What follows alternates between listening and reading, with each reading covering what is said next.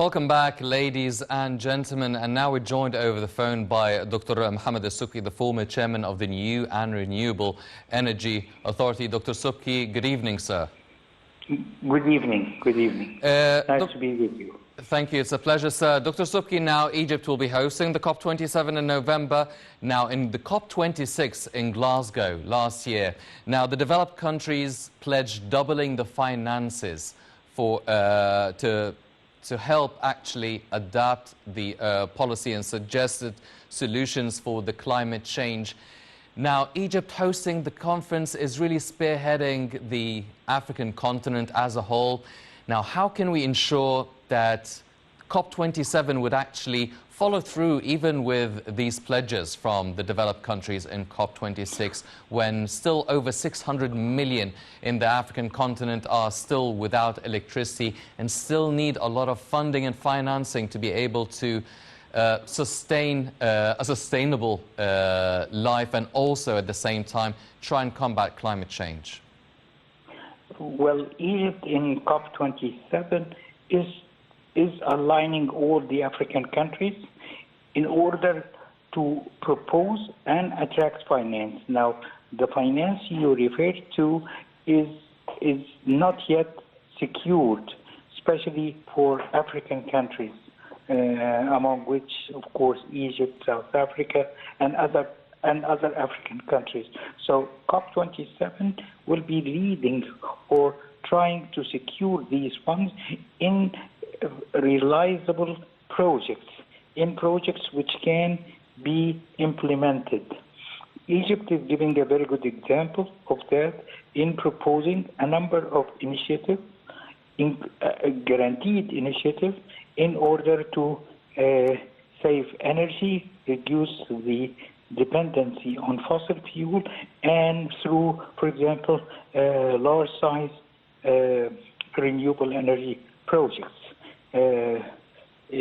So that's really the real target after COP27. Of course, having Egypt hosting COP27 reflects the ability of Egypt to attract finance, not only to Egypt, but also to other African nations. Mm-hmm.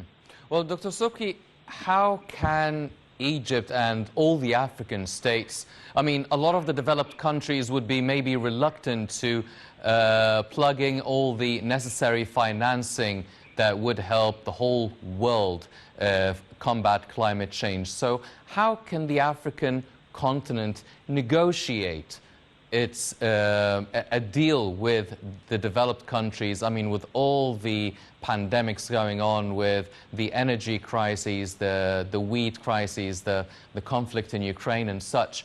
Now, how can the African states negotiate a deal to be able to have a win-win situation for both sides as a global win-win situation? Well, what you are saying is really right, and you're focusing on a real hurdle there. But on the other hand, investing and getting finance to, for example, renewable energies in African countries will secure the reduction of our dependency as a whole world dependency on fossil fuel. Of course, that's not going to happen by a click of a button, but by having projects.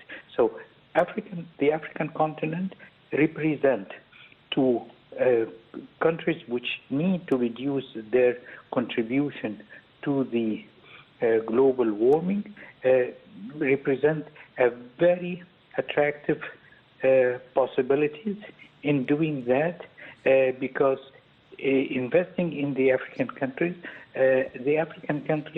have, in general, a resourceful sun and wind.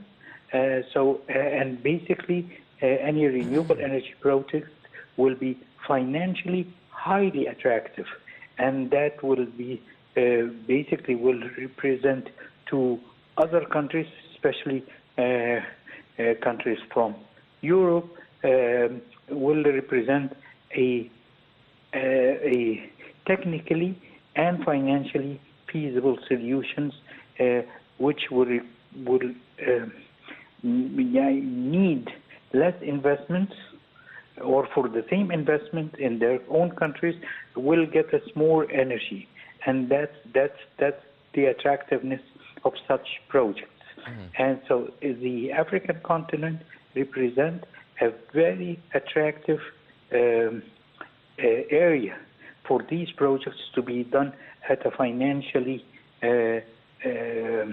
successful and attractive projects. Dr. Sobky, now, if we're looking domestically now, all the green transformation projects that are taking place in Egypt are mainly done by public or government-run projects and institutions, also big private sector companies taking part in it as well. But what about the SMEs, the small and medium enterprises, the entrepreneurs, the startups? What are the main challenges for these SMEs to make the transition into a green economy, a green environmentally business?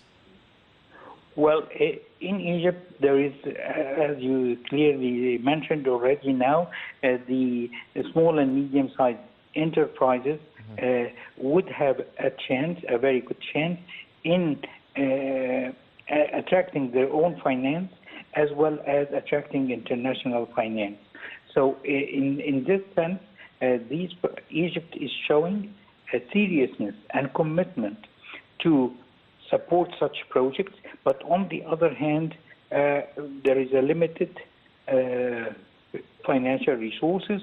So COP27 likely will pave the way for joint venture activities, in not only in implementing renewable energy projects, but also in attracting industries which would can grow and can benefit Egypt, but not only Egypt, other African countries, because Egypt in this way will be able to supply such projects as renewable energy products or components to other African countries at a competitive price. Yes. Well, Dr. Mohamed is... It's an attractive area. Yes. Yes. Dr. Mohamed El Sobky, the former chairman of the New and Renewable Energy Authority, thank you very much, sir, for joining us. Well, it seems that the government, along with the private sector, along with the SMEs, are really exerting all the efforts needed to make the COP27 a success, and not just the COP27 as a conference, but also the transition and the transformation into a green, environmentally friendly economy. Efforts are made. We are almost 3 months away from the conference. Hopefully, we will yield all the outcomes that would benefit Egypt and we would wish for. Unfortunately, that's all the time we have for this edition of the Daily Debate. But before we go, I'd like to thank all my distinguished callers tonight. Please stay tuned for more coming up on Nada International. I'm Hani Saif. Thank you for joining us.